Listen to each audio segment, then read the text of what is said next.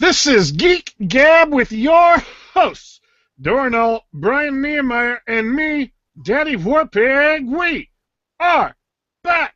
That's right, Geek Gab for Saturday, January 9th, 2016.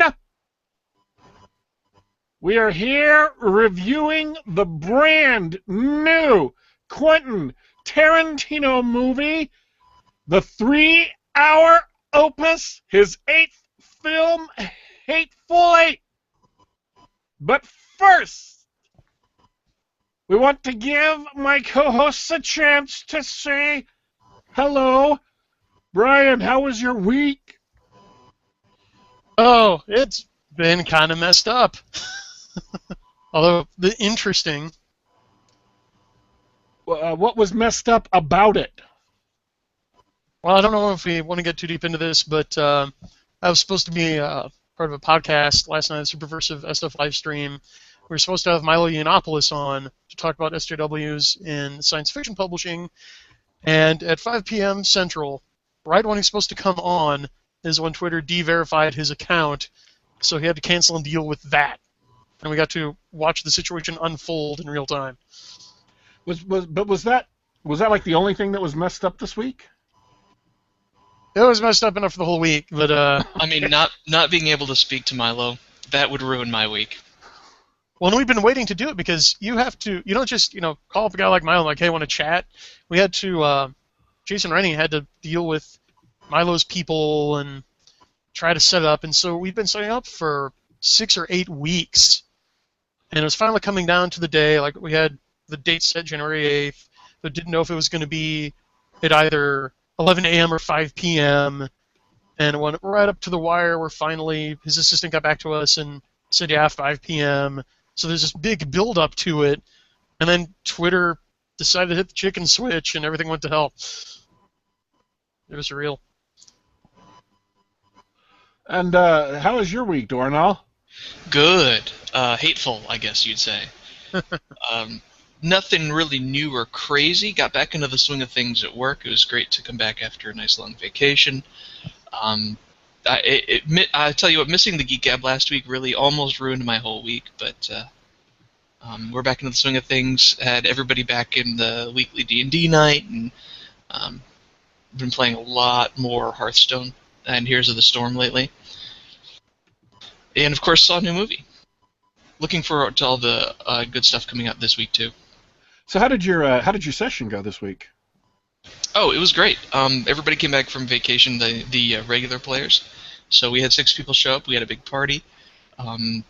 There's lots of fighting over what we were going to have, what we were going to order for food, and then there's lots of shenanigans in the dungeon. Everybody had a really good time, and it went late, which is pretty much the best thing you could say for it. It was something like 9:30, after 9:30, and normally everybody likes to leave at then or before then, but it was 9:30, and the party deliberately threw themselves into another wandering monster encounter. So what can I say? They wanted more. Good. It's a good sign. Yeah, that's a great sign for especially for a D&D game. And your players are like almost demanding that you continue the module. That's great. Okay. Getting back to my business really quickly, I'd have to thank Daddy Warpig for showing up at the 11th hour as a last-minute substitute and saving the whole show. Came on, we had a great conversation, so thank you, sir. I was absolutely thrilled to be on the show. Bunch of great people on the show. I mean, all the regulars are great people, so I was glad to step on and be a guest. All right, Hateful 8. To change subjects.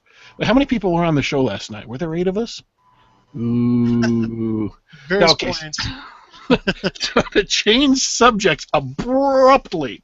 Hateful 8, the new Quentin Tarantino opus, and surprising everyone in the world. It stars Samuel L. Jackson and Tim Roth and Michael Madsen, completely out of character for a Quentin Tarantino movie.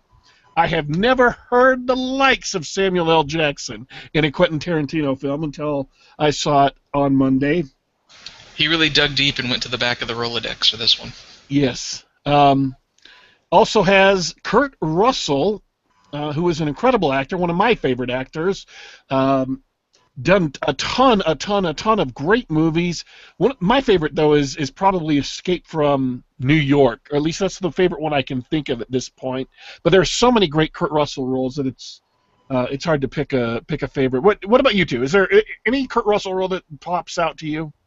Well, go ahead, Dorrinal. I think my favorite is probably Big Trouble in Little China, but my favorite movie that he was in actually is Tombstone, and seeing him do a western just reminded me of Tombstone, and it gave me all of the warm fuzzy feelings associated with that. I would second that, and yeah, Jack Burton is by far my favorite Kurt Russell portrayal, and I thought that at times he was almost channeling Jack Burton during Hateful Eight. There were times when he kind of slid into that drawl, that almost John Wayne kind of style speaking.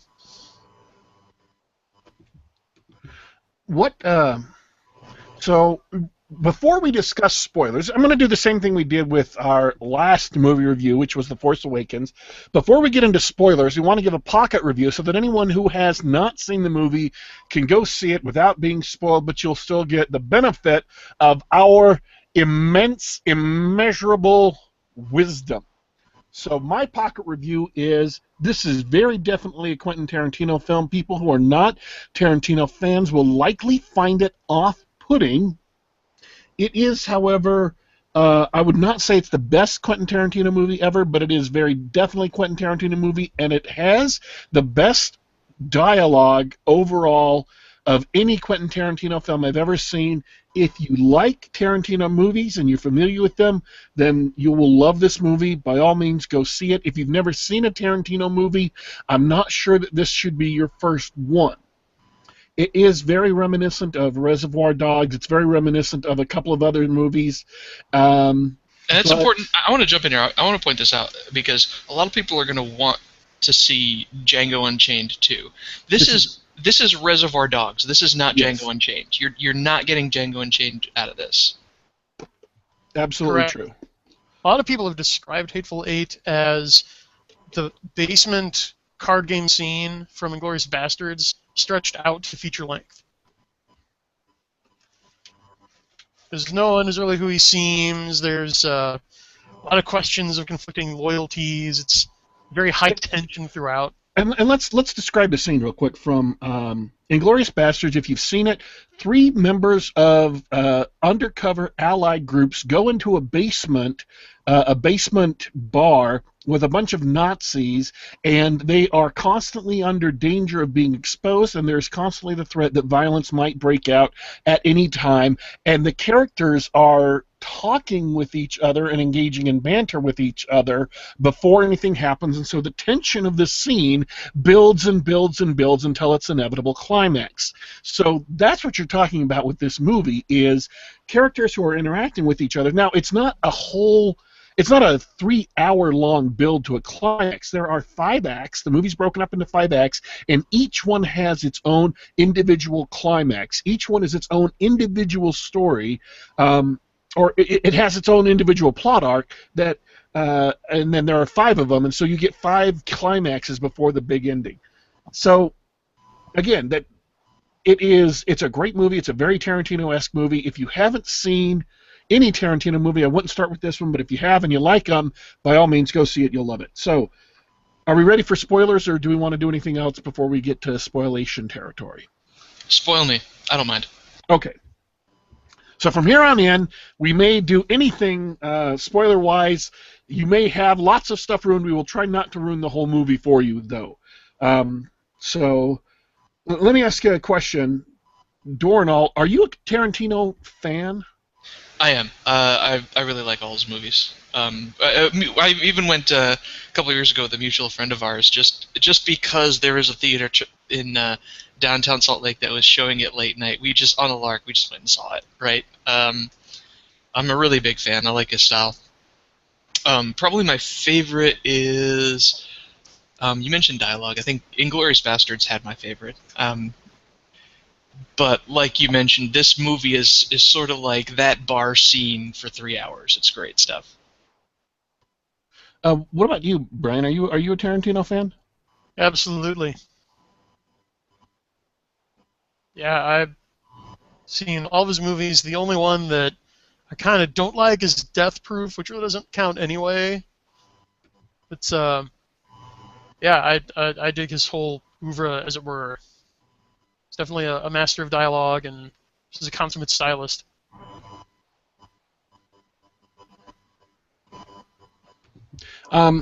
Okay, so if there were what do you think? Oh man, my brain suddenly shut down. Just right in the middle of that sentence, my brain said, "That's it. I've had enough. I'm quitting. I am walking away from this." What do you think were the strengths of the movie? What did you love about it, besides the dialogue? Well, first of all, and this would be a cop-out talking about any other movie made today, but the visuals. However, any other movie today, when I mention the visuals, I'd be talking about the CG Fest, right? Not this time. He really seems to have matured, Quentin Tarantino has, in terms of his visuals, because just the establishing shots, the sweeping outdoor panoramas are gorgeous. The mountain scenes, the scenes of the snowstorm, like even though the way the film is set up, you can almost do it as a stage play. It's almost like a stage production because 95% of it takes place on one set, inside the cabin. I was thinking that during the course of the movie. In fact, you could even do a stage play with the external scenes, because all you would need to do is close the curtains and do the exterior scenes with the initial carriage, with a flat for the carriage and the characters talking to each other on the forefront of the stage, right in front of the curtain. I could stage it at a high school auditorium, and you wouldn't have any problems whatsoever. Yeah, absolutely. But when you do get those outside shots, they're just beautiful. I really wish I could have seen this in 70 millimeter, but sadly I would have to drive like 3 hours in the winter to the nearest theater that's showing it in 70 mil, but that's not going to happen. So yeah, the visuals striking, totally appropriate, beautiful, just good to look at. Any of those scenes could be a painting if you took any single still frame. Loved it. But also, Hateful Eight is a prime example of two primary tools that every screenwriter should have in his toolbox. And one is empathy, getting the audience to empathize with characters. And the title is not just tongue-in-cheek, folks. It's true. Like these are some odious SOBs. Pretty much everyone in the movie. There's no one who's inherently likable. Yet Tarantino makes you care about these characters, each one of them in turn, and often has you just whipsawing back and forth between sympathizing for one character over another and then back again by playing around with who's pro-tagging, who wants something, and competence, who's good at something. So he is awesome at making you care about characters who aren't inherently likable. Second of all, it's just a great whodunit mystery, because there are several points in the movie where Tarantino says, okay, look at this. This is a centerpiece of this part of the mystery. Here's an important clue. I'm going to send it right out here under everybody's nose, okay? And you're going to know it's there. But then through the dialogue and the camera direction, the photography alone, makes you totally forget about that. Even though it's right in front of you, and you just get sucked in to the dialogue, and then for it to come right back in a huge way, cause a major surprise, and you're just left thinking, oh man, I can't believe I forgot about that. But in retrospect, it makes total sense. It was beautiful. What about you, Dorrinal? What did you think were the strengths of the movie? I felt similarly to Brian about the visuals. I thought, in fact, my wife and I even joked at the beginning of the movie that we thought we were watching a a tourism video for Montana. um, it was especially the beginning of the movie with those outside shots. That was beautiful. Yeah, I want to go to there. Really? Why did I move to a place that has no snow? I don't understand. The snow is cold. Yeah, I understand. I'm getting snowed on right now, so I envy Oh, are you broadcasting from outside? Well, I'm not really supposed to talk about this, but like technically, I'm in a parked car, like with one of those car covers on top of it, in a parking lot, so the cops will not know I'm here, because I ain't going back. Excellent. I just scraped off my car earlier. Yeah, I think he definitely added a lot more art to his craft. Where, like his early movies, he hit all of his pictures were either set up as like an homage to something he had seen or just to serve the story. And that's something that good filmmakers do. Every shot serves the story. But he made a lot of the pictures very pretty by themselves too. So it was kind of nice to watch. And the thing about the exterior shots is it serves the story because a lot of the beats of the story later revolve around how cold it is outside, how freezing, blizzardy cold it is outside, and who has to go outside, and when do they have to go outside, and why do they have to go outside. And so having all of those establishing shots just pummels winter into the minds of the audience, and so you don't have to have extensive scenes of snow during the entire movie to be reminded this is a damn cold place and they're in a damn cold cabin and it is damn cold out there. And it really was, because they actually refrigerated the sets to 32 degrees. Oh, so they were working in the freezing cold the whole time. So that like every time you see the breath misting, that's real. That's mean. I like it. All right, so I wanted to say the other strength was actually the one of the things that we were talking about earlier was the characters. Just because you don't really like anybody in this movie, but you do root for them.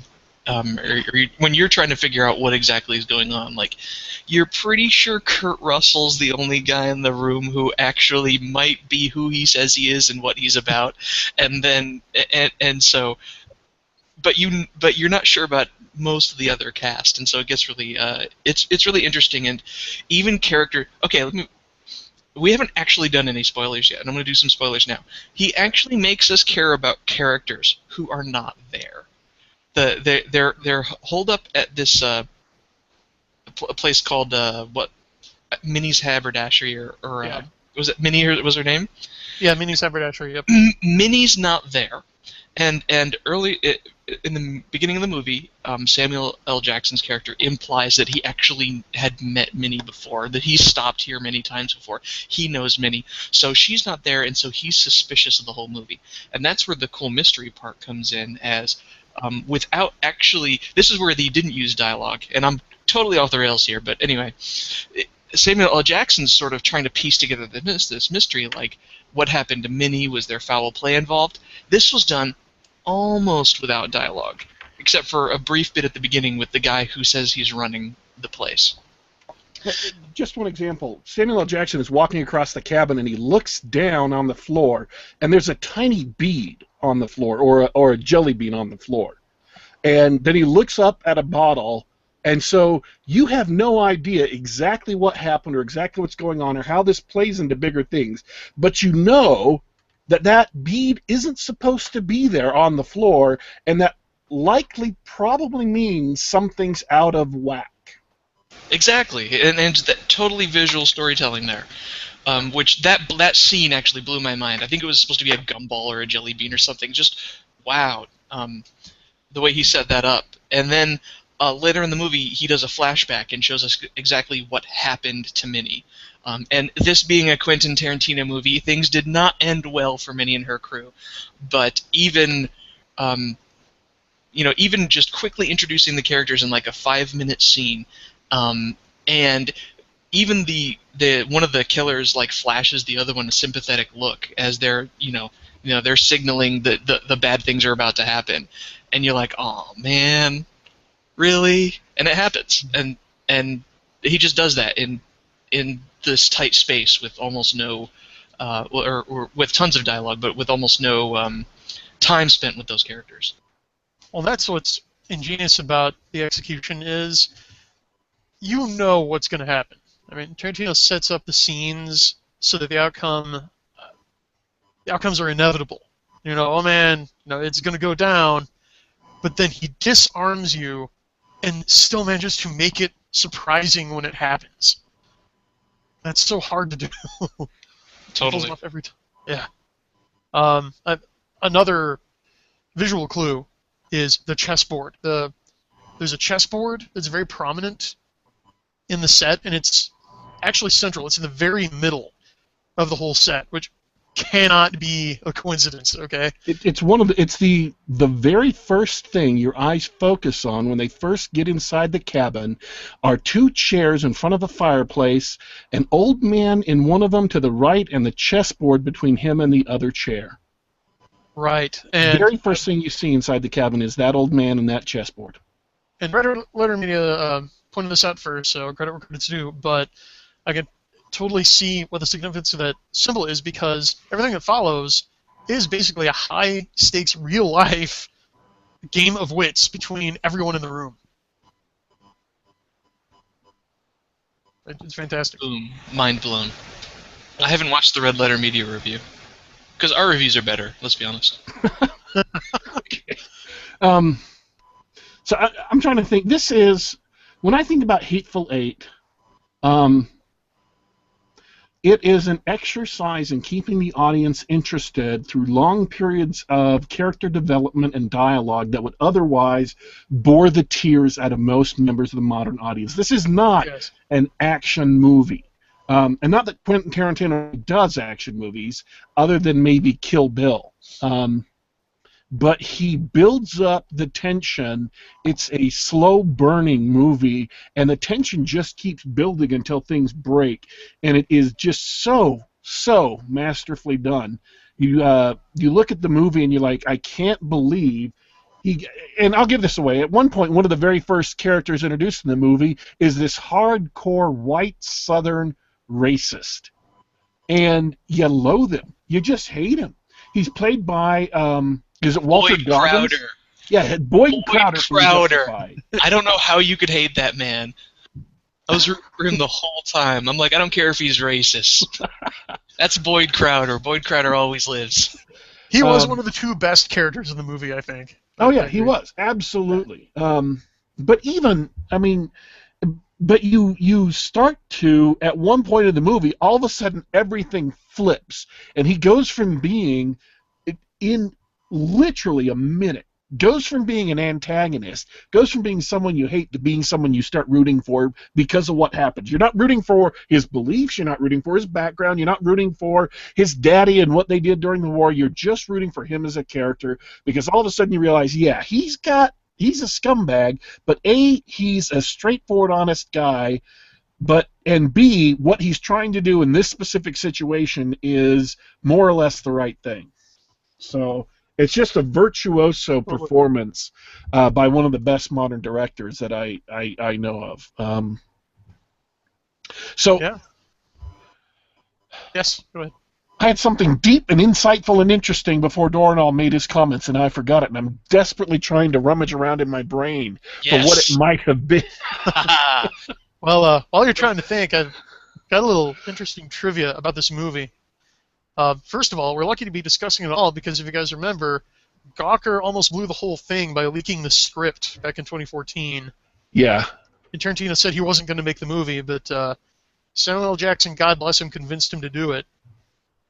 And man, what is with Gawker? Is everything wrong with the world today? You can either flip a coin. It's either Gawker or ISIS. It's one of those two. I swear. Perhaps we're meant to think they're separate entities. I don't know. Am I accusing Gawker of terrorism? Yes, I am. Another interesting bit of trivia is Tarantino cites John Carpenter's The Thing as a major influence on this movie, which I can totally see now. And Ennio, to the point that Ennio Morricone, who also scored The Thing, reused some music from that soundtrack in Hateful Eight, apparently. Really, I did not know that. Me either, but And Quentin Tarantino put his foot in his big fat mouth and has seriously hurt the sales of this movie. Like it's by bad mouthing law enforcement officials amidst the whole, Black Lives Matters controversy and everything. He went and opened his big mouth and spoke up against police abusing their power, and in turn pissed off a lot of good policemen nationwide. And so there's not exactly a boycott, but I think the numbers coming in for this movie are really disappointing, especially after Django Unchained was such a runaway success. Well, and here's the thing about Django Unchained. You can directly compare them because they were both released on the same weekend. They're both released on the same weekend of the year. Right. So Django Unchained earned $163 million in North America. 2 weeks after its release, it was at $106 million. I'm reading from a news story on Big Hollywood. The Hateful Eight, after 2 weeks, is at $42 million. So it's less than half of, about $10 million, less than half of Django Unchained. After 2 weekends in release in 2009, different weekend, but after 2 weeks, Inglourious Basterds had racked up $73 million. So it's even much less than Inglourious Basterds, a little bit more than half, but much less. So, and I guarantee you this was much more expensive to make because they filmed it in 70mm and actually had to retrofit a bunch of cameras and projectors to even show it. Yeah. Ugh. It's brutal, and it is unfortunate that he had to inject himself, it seemed ignorantly inject himself into such a controversial issue when he had something that was is a brilliant movie. I mean, I think this is just on every level that movies are supposed to operate on. You have the cinematography, you have the dialogue, you have the plot, and you have characterization. I'm not saying that's the entirety. There's also score and costuming and things, but on those four things that are the most directly responsible, that this director is most directly responsible for, it is brilliant. It is tour de force, one of Tarantino's best directorial duties, or directorial turns. Behind the camera, and he's not in the movie. Thank that's goodness. Just a side note I noticed. He's very frequently is in his movies, but is not in this one. And for him to sabotage it with the political positions is just disappointing. It means the movie won't reach the audience that maybe just as a piece of cinema by itself it deserved. Well, that's true, but I do think he did the narration though. Oh, is that him? I thought that was Kurt Russell. I could be wrong, though. I thought he was a big Tarantino fan. Writing, you can put your close in. Okay, I'm going to let you guys talk for... Hey. Yeah, so that was him doing the narration? I didn't know that. It might be. That's what I heard. Let me check, actually. Hold on, IMDb coming up. Okay. Well, all right, we are running out of time here. It is we have about 2 more minutes left, so while they check up that last bit of trivia, yeah, we all three enjoyed Django Unchained. We all three praise its direction, its cinematography. The scenes of Montana are absolutely gorgeous. Look especially for one crane shot where the stagecoach is riding alongside a creek and the camera is elevated up above the trees tracking the stagecoach. It's absolutely gorgeous, and it really puts you in the mood of winter that you need to be in for the rest of the movie. There's a lot of twists and turns. It's broken into 5 acts. Each act is a story that works by itself, and all 5 of them come together to make a great story. Same characters with all of them, and especially consider this. This is what should be kind of rumbling through your mind. How many characters are present in this cabin, and what exactly does the Hateful Eight stand for? Who are the Hateful Eight? Once you understand who the Hateful Eight are, and then you will understand how everything fits together, and why he called it that. So, if you're a Quentin Tarantino fan, this is definitely one of one of the best performances he's ever done as a director. And if you haven't seen a Quentin Tarantino movie before, I might recommend starting with either Pulp Fiction or Kill Bill. Pulp Fiction. What about you, Brian? Is there any first-time Tarantino? Oh, got to go with Reservoir Dogs. Reservoir Dogs. Okay.